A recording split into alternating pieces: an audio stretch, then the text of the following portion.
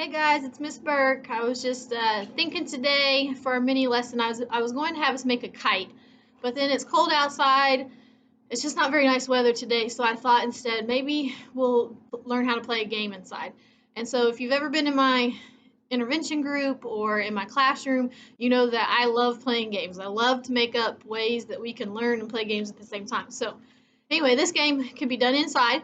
Make sure you have your parents' permission. Hi, Serenity. That's my dog. She's wanting to play.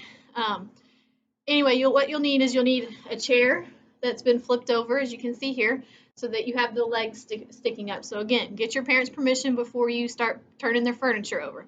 You'll also need either some hats. They can be any kind of hats, or if you can find some kind of rope or something that you can tie into a circle so that it's like a ring. Okay. I've also placed some pipe cleaners, but you could use anything, a stick, a straw, um, plastic fork, and you can place it on the floor as your line, your throwing line. Okay, so here's what's going to happen. Is you're going to have your chair, you're going to have your throwing spot. You can play this with your siblings, with your parents, whoever's in your house, and you take turns throwing the items that you have.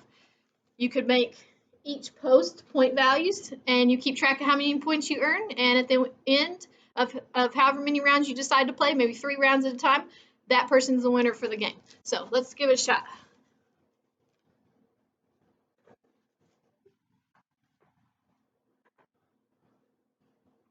I didn't do very well this time. When I was practicing, I made them all, but I'm sure you guys will do a better job.